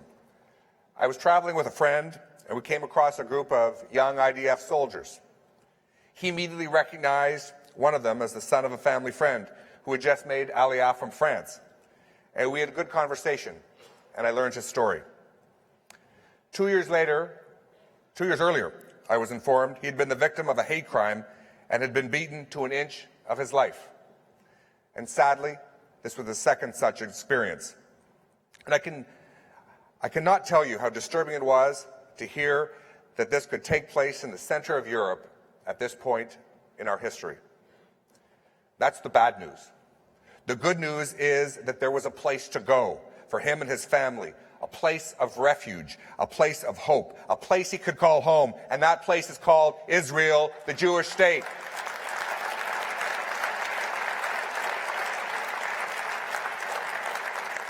You know, in a very simple way, that explains the importance of Zionism, of the Zionist dream in the 21st century. And let me tell you, when it comes to combating anti-Semitism, Canada has not remained silent. We aggressively promote pluralism around the world. We've set up an Office of Religious Freedom. We signed the Ottawa Convention on Anti-Semitism. We've become a world leader in Holocaust remembrance and education. Sadly, we have seen the emergence of a new form of anti-Semitism.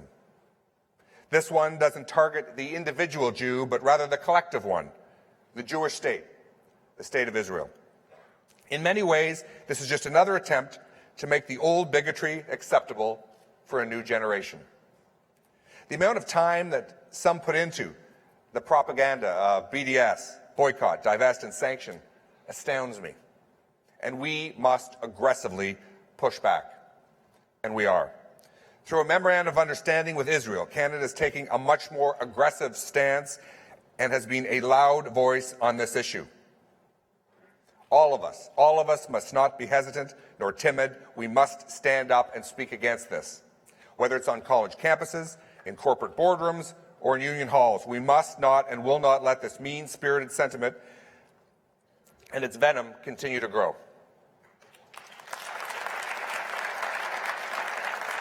Let me tell you about one pushback that happened in Toronto. Every year, Toronto holds one of the biggest gay pride parades in the world, and upwards of 1 million people show up. One group entered the parade, calling themselves Queers Against Israeli Apartheid. They assumed there would be no pushback, that they would have an easy ride. Well, my friends, nothing could be further from the truth. They were called out on it. How much time, they were asked, were they spending pushing human rights in every other country in the Middle East, where sexual minorities have no rights, where in fact it can be a death sentence?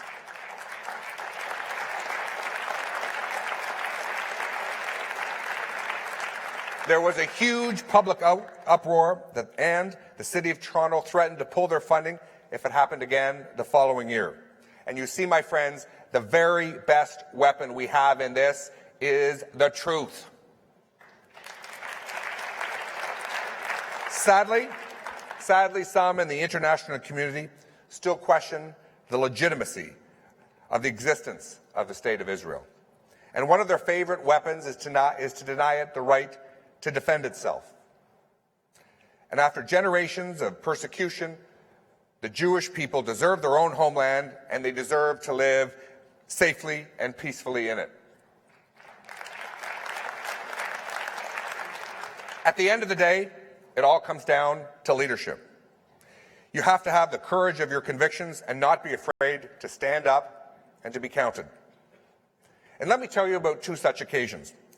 When I arrived at the Department of Foreign Affairs as minister, I asked why Canada continued to support a slew of anti-Israel resolutions at the United Nations General Assembly. Oh, they're the same resolutions every year. They don't matter, I was told. Well, if they don't matter, why was Canada continuing to join on the pylon and single out Israel for condemnation, I asked. I gave instructions to my officials that we would change each and every vote and align ourselves with the voting record of the United States at the UN.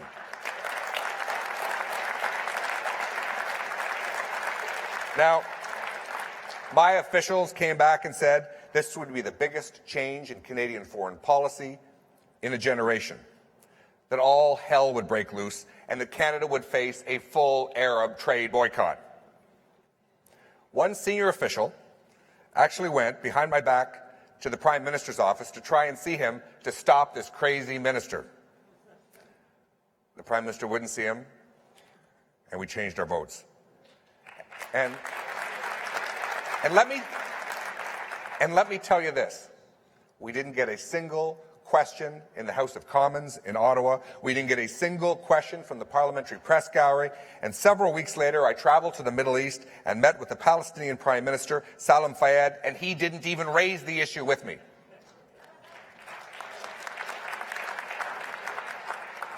When the Palestinians attempted to circumvent peace talks with Israel by going directly to the United Nations General Assembly, I was the only foreign minister in the world to show up to speak for Israel and against the resolution.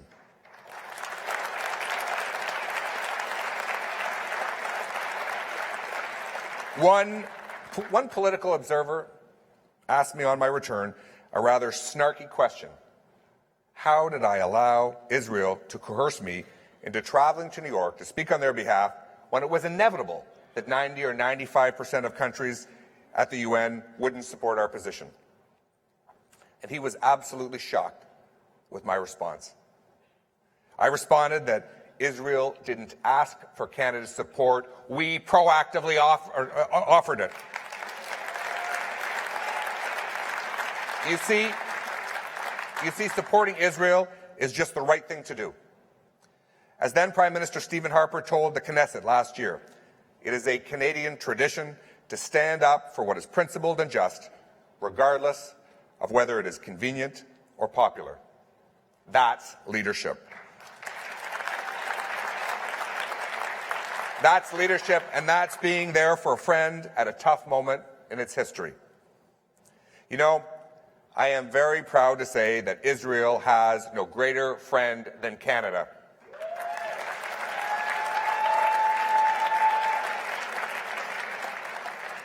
I want to conclude my remarks by sharing with you something very special.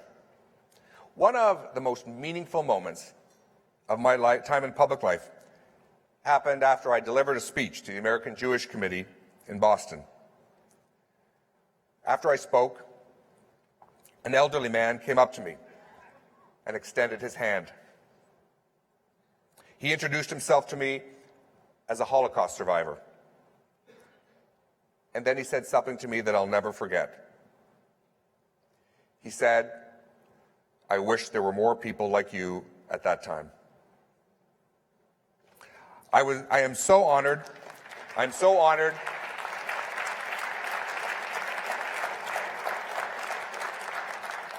I am so honored to have had the privilege to work with Jewish communities throughout Canada and around the world. Working together, we have taken our relationship to new heights.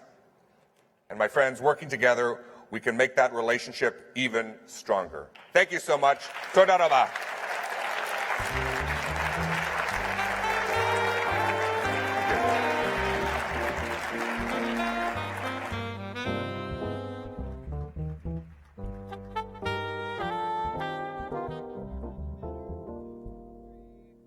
Ladies and gentlemen, please welcome back vocalist Dory Gelb.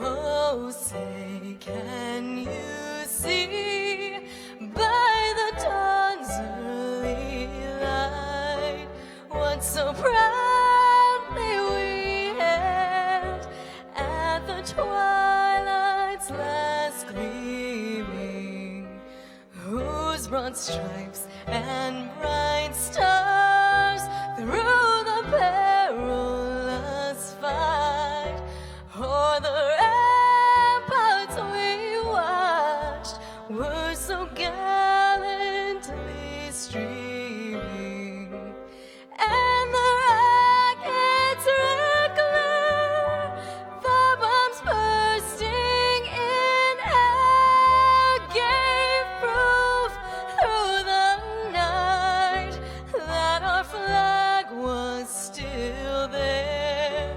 Oh, say does that star-spangled banner yet wave o'er the land of the free and the home of the brave.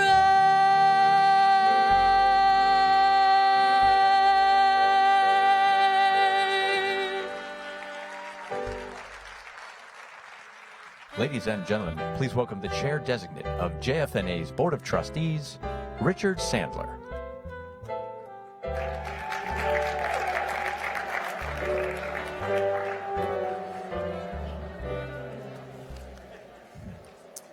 Good afternoon. I always get the privilege and the honor of introducing outstanding individuals at the GA. 2 years ago, when we were in Jerusalem, I had the privilege of introducing the United States Ambassador to Israel, Dan Shapiro, who is with us this morning.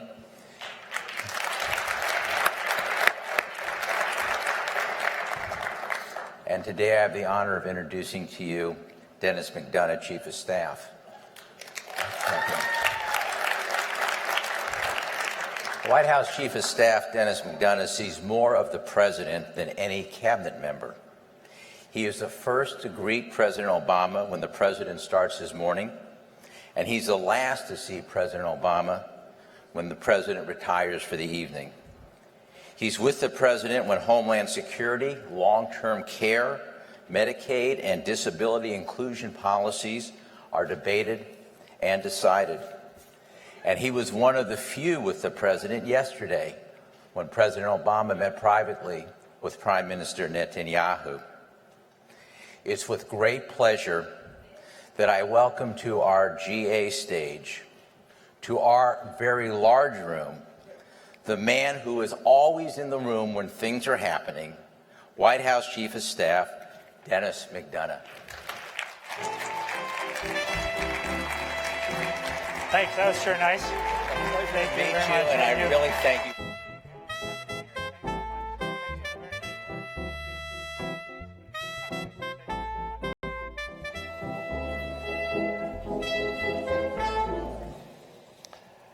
Well, good afternoon. It's so great to be here, and I want to just say publicly what I just said privately to Richard, which is thank you for the very, very kind introduction. To Michael Siegel, to Jerry Silverman, and to everybody at the Jewish Federations of North America, thanks very, very much for the chance to come talk to you today. In my time in the White House, I've had a great opportunity to meet with a number of the federations. And we're obviously grateful for the terrific partnership with your Washington office, including with William Daroff. But this is my first opportunity to address the entire General Assembly. So I want to thank your co-chairs, a very good friend of the President's who I just had a chance to catch up with backstage, and Alan Solo, and Sandy Langer. And let me just say how proud we are of her son, Army Specialist Paul Langer, who's right here.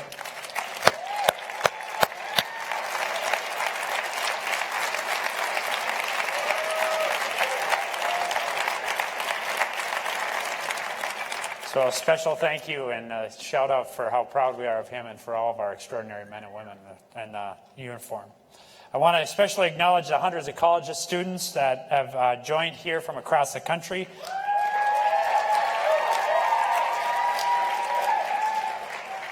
The next generation of Jewish leaders in America. I have to give a shout out to those of you from my home state of Minnesota. We're small but proud, and I'm really glad to see that he's still here, but as a former defensive back myself, I have to acknowledge Mark Wolf. Go Vikings. And thank you for such a great and warm welcome for a guy named McDonough. I feel very much at home, I have to say that. Like so many of you, my family originally came from somewhere else. My grandparents came here from Ireland, and my family, including my 10 brothers and sisters, is forever grateful for the opportunities we've been given by America, which has always been and always must remain a nation of immigrants. Like you, I draw strength from my faith, from my Catholic faith. Though different, our faiths are guided by shared values, that we are all created in the image of God, that we are all imbued with inherent dignity, and that we all have obligations to each other. That's the mission of so many charities, Jewish, Catholic, and others, and it's the work of your federations to take care of each other, to stand up against inequality, for social justice, here at home and around the world, to treat our fellow human beings with gemilut hesed, acts of loving kindness.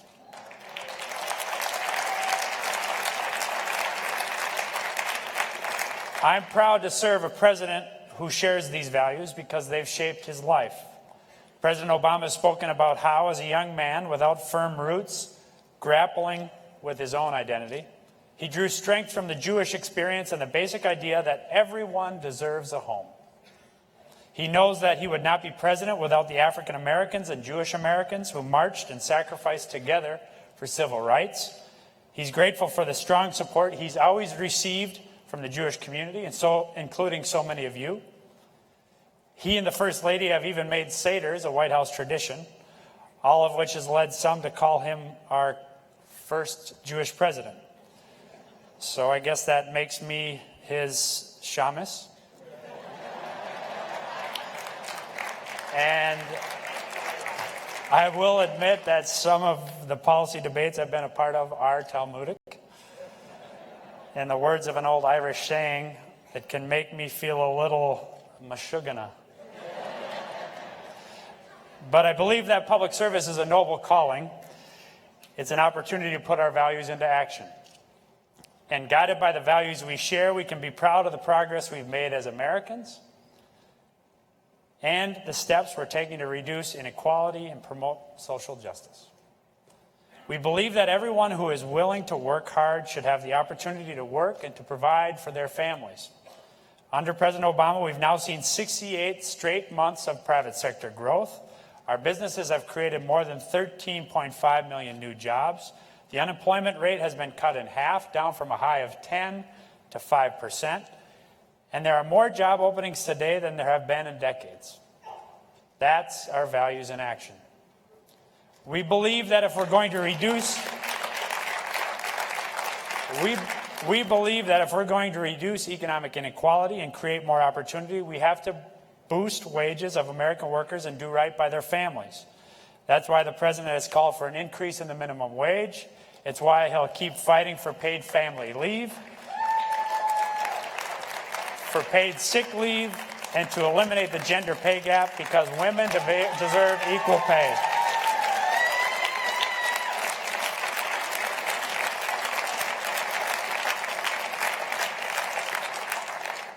That's our values in action. We believe that one of the best ways to reduce inequality is to help Americans enter the middle class and by giving them education and the skills they need to succeed. That's why we've invested in reforms to raise standards in our schools and new programs for technical training. Today, our high school graduation rate has reached 80%. More Americans are graduating from college than ever, and we'll keep taking steps to make college more affordable for more of our young people. That's our values in action. We believe that in the wealthiest nation on earth, no one should be denied health care. Under the Affordable Care Act, 17.6 million Americans have gained affordable quality health care. For the first time ever, more than 90% of Americans have health coverage. That's our values in action. And we believe that after a life of hard work, our seniors deserve retirement of dignity and respect. After Democrats and Republicans came together, President Obama was proud last week to sign a budget that protects Medicare and Social Security from reckless cuts. As part of our White House initiative to improve our care for our seniors who are survivors of the Holocaust, our recent $12 million grant to JFNA will help us deliver the health care and social services those survivors need.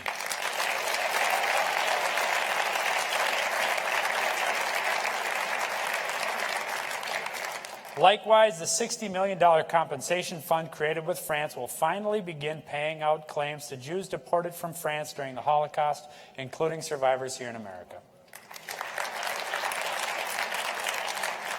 As Americans, we believe that all deserve to be treated equally, no matter who we are or what we look like. I'm proud to serve a president who has stood up forcefully for fairness and for justice, for immigrants who deserve to be welcomed, not shunned, for the rights of our lesbian, gay, bisexual, and transgender brothers and sisters, for a criminal justice system that treats all people fairly, building on the success of last year when for the first time America's crime rate went down at the same time as the incarceration rate went down. And we stand up for the right of all people here and at home and around the world to practice their faith freely. And that includes our shared commitment and obligation to condemn and end anti-Semitism wherever it exists.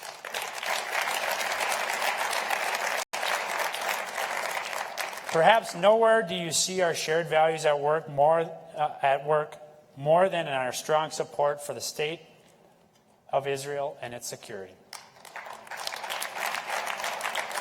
Now, I know that the President's approach to Israel, more specifically his relationship with his friend, the Prime Minister, has been the source of endless commentary. It's practically a cottage industry now. It helps sell some books. So allow me to offer my own perspective. Over the years, as Richard said, I've either participated in or helped prepare Senator Obama and President Obama for every single one of his meetings with the Prime Minister. And I have brothers too. And my brothers and I debate and we discuss, but my brothers know that when the chips are down, they know who has their back. For President Obama, ensuring Israel's security is not just an element of his foreign policy. It's not just a political issue. It's not at all a political issue. It's a solemn commitment made by all who sit in the Oval Office, Democrats and Republicans, going back to Harry Truman. It's sacrosanct. Let me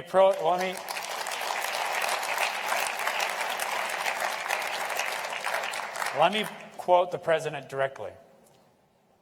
It would be a moral failing on the part of the U.S. government and the American people if we did not stand up firmly, steadfastly, not just on behalf of Israel's right to exist, but its right to thrive and to prosper.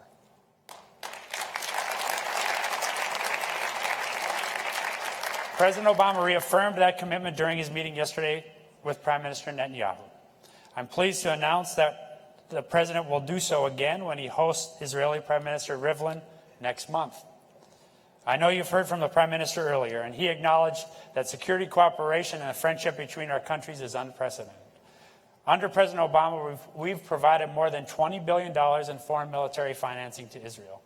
And we've invested billions in missile defense systems that have saved countless Israeli lives. Next year, we'll deliver the F-35 Joint Strike Fighter, making Israel the first country in the Middle East with this advanced fighter aircraft.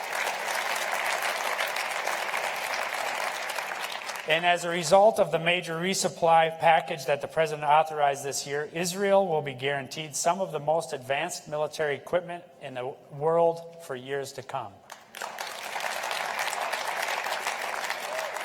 Yesterday, the President and his friend, the Prime Minister, discussed the next step, resuming talks on a new memorandum of understanding to guide our military assistance to Israel for the next 10 years. These talks will take time, and we're going to get them right. Working together, we can ensure that no other nation in the region can challenge Israel's qualitative military edge. And the President's commitment to Israel's security and to global security is why he's devoted so much time and so much energy to preventing Iran from obtaining a nuclear weapon.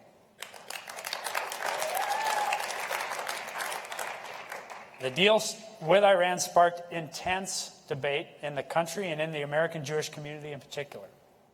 I want to thank the JFNA for your role as a neutral forum where people came together from all sides to express their views. Michael Siegel and Jerry Silverman even came to the White House for your webcast, where President Obama was able to make his case and answer questions directly with Federation members from across the country.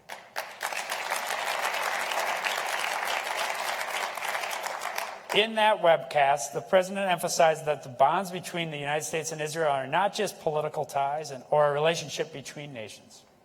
They're also the ties of a family that stretch back generations. Like any family, Americans and Israelis at times disagree on some things, but our bonds are unbreakable because we always remember our core values, including our shared commitment to Israel's security and its vitality. In that spirit, I can report that we are now focused on fully implementing the deal to prevent Iran from obtaining a nuclear weapon. As of last month, On October 18th, the comprehensive deal we reached last summer is in effect, and Iran has begun to meet its commitments. It has started putting in place the necessary measures so that the International Atomic Energy Agency will get the access and inspections it needs when it needs them. Iran has begun preparations to remove 2/3 of its centrifuges, and it's moving ahead with plans to redesign its heavy reactor at Iraq so it can never produce plutonium for a nuclear weapon.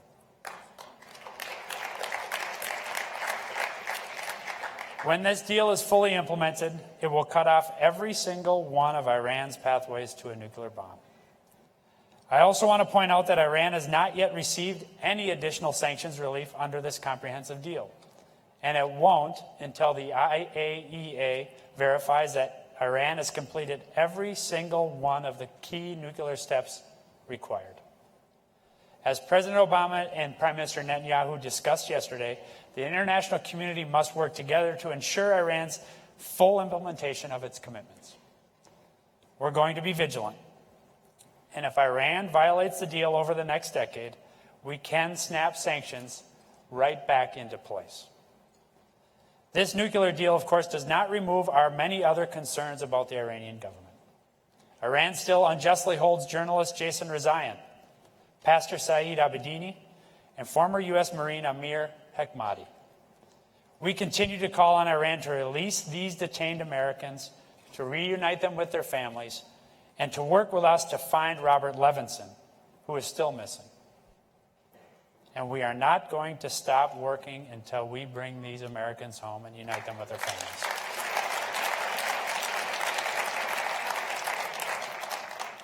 At the same time, we'll continue to oppose other Iranian threats. Iran destabilizes the region, supports terrorism, supports Hamas and Hezbollah. Iranian leaders spew threats to Israel's existence and to America's existence. It sends forces and arms to prop up the Assad regime in Syria. That's why sanctions for Iran's support for terrorism and human rights will remain. And it's why the United States will continue to bolster the defenses of our allies and our partners, including our ally, Israel. Our commitment to Israel's long-term security is why we also remain unwavering in our support for peace between Israelis and Palestinians. Attacks against innocent civilians, such as we've seen in recent weeks, are inexcusable. They achieve nothing but death, more heartbreak, more suspicion, and more resentment on both sides. As President Obama has said, Israel has an obligation to protect its citizens. The United States will continue to support steps by both sides to reduce tensions, exercise restraint, hold perpetrators accountable, and end the violence.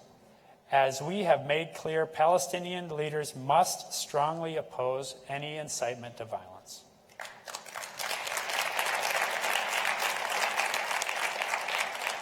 To truly stabilize the situation, however, it will be necessary to change the dynamic and restore belief in the possibility of peace.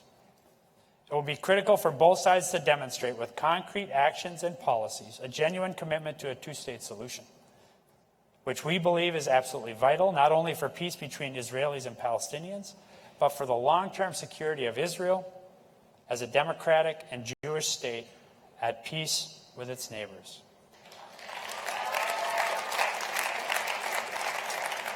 The only real solution is a two-state solution, and to get there, actions need to be taken to prevent a one-state solution from taking root instead. That means reversing current trends on the ground where settlements and demolitions are imperiling the viability of a two-state solution. Taking such steps will enhance security and stability for Israelis and Palestinians alike, while strengthening the voices of peace on both sides.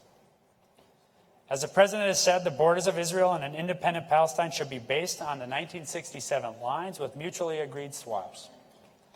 A viable, sovereign Palestinian state living side by side in peace and security with a democratic, secure Jewish state of Israel, that is the only real path to peace.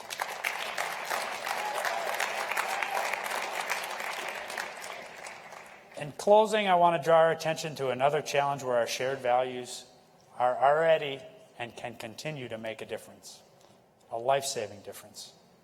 Around the world, conflicts and violence have forced some 60 million people from their homes. 60 million people forced from their homes. This includes some 12 million Syrians, those displaced inside Syria, and those refugees who fled abroad. All of us have been shaken by the images of families clinging to rafts in the Mediterranean, a small innocent boy washed up, lifeless, on a beach, thousands of refugees crowding onto trains huddled in camps. As a first and most immediate step, President Obama has made clear that we must go to the source of this crisis. With allies and partners, the United States will continue our military campaign to destroy ISIL. On the diplomatic front, we'll continue to work for a political solution that ends civil war and ensures transition to an inclusive Syrian government without Assad. I'm here today on behalf of President Obama to say that the world, all of us, still need to do more to help the people of Syria who are suffering right now.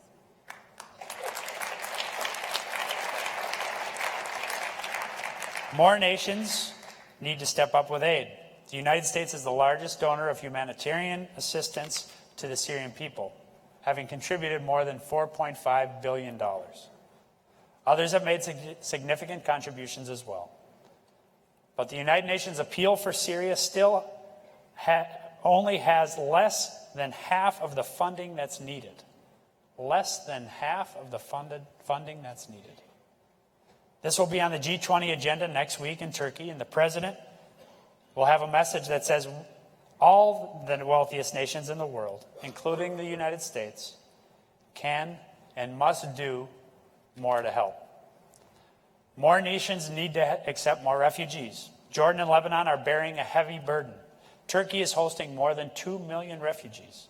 The people of Germany and Sweden have shown incredible generosity, but a small group of countries cannot be expected to handle the brunt of this crisis. And turning away refugees because they're a different religion, that's happened before. Jews know that history all too well, and we cannot repeat those mistakes. We have announced that the United States will accept 85,000 refugees over the coming year, at least 10,000 Syrians. We'll admit 100,000 in 2017, including more Syrians. And just as we encourage more nations to do more, I know that President Obama believes that we should be constantly looking at what more the United States can do as well. Finally, all of us can do more, not just governments, but citizens. We need even more businesses and tech companies to help people donate online. We need more universities, communities, congregations, federations, citizens to lend their ideas and expertise. That's why we're encouraging Americans to go to aidrefugees.gov to learn what they can do to help. We believe that everyone can do their part. And I believe that our faiths can help point the way. From Exodus, we know that we must not oppress a stranger, having been strangers once ourselves. His Holiness, Pope Francis, reminds us that the gospel calls us, asking us to be close to the smallest and forsaken. I want to commend your federations and synagogues for offering help to Syrian refugees through the American Jewish Joint Distribution Committee. We see that same spirit in Jews across America and across the world. Let's heed the example of a rabbi who said, "We who have known the pain of having the world turn a blind eye on us when we are refugees can do nothing less." Or the Frenchman, the son of a German Jew who fled the Nazis, who looks at today's migrants and sees his own family. "Ahmed is my brother," he says, "and Latifa is my sister." Or the Israelis who were sailing in the Mediterranean when they rescued refugees drifting in the water. "We realized they were Syrian and Iraqi," one Israeli said. "We told them we were Jews from Israel, and they kissed us and said, 'Thank you.'" JFNA, for more than 100 years, you haven't just professed your values, you've lived them. And in so doing, you've not only strengthened your communities, you've enriched this nation and helped repair our world. As we build the future we seek, our greatest strength is the values we share across faiths, across cultures. It's our commitment to each other, to equality, to justice, and extending our hand to those in need with those acts of loving kindness, to standing up for the security and dignity of our fellow human beings. In this work, you will always have a strong partner in this president and those of us who serve in his administration. On behalf of us all, I will simply closing by echoing the words of those refugees saved on those waters. Thank you. Ladies and gentlemen, please welcome back Thanks so much. GA's 2015 co-chair, Sandy Langer. For many, Veterans Day is an extra day off, celebrated with shopping sprees and barbecues. But for me, Veterans Day is an ever-present reality. At our house, the military channel runs 24/7. We jump when the phone rings, and I pray every night for the soldiers defending our freedom. That's because my son Paul is one of those soldiers.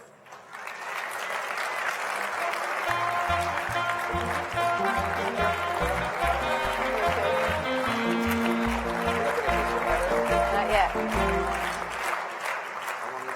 Paul was deployed for 12 months to the Middle East, and he is one of approximately 10,000 Jewish soldiers serving in the branches of the American military.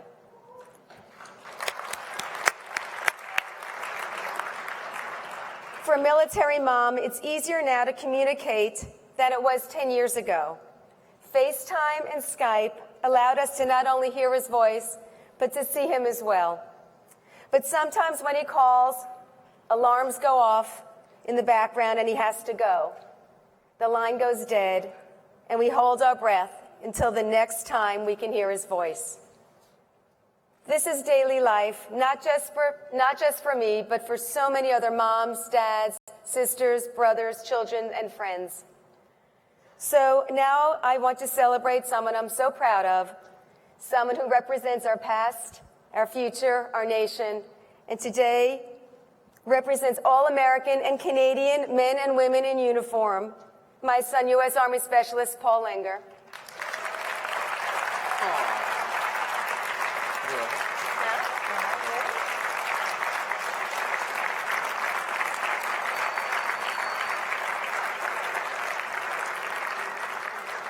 Thank you to every veteran that we hold closely in our hearts, and those in the audience, including IDF Major Maital Tsur. Please join me on stage, Maital. Yes, there. Thank you for your bravery, your commitment, and your service. And thank you, everybody here. See you next year at GA 2016. November 13th to 15th, right here at the Washington Hilton. Safe travels. Oh, we're done. Right here. We need Ladies and gentlemen, see you next year at GA 2016, November 13th through 15th, right here at the Washington Hilton.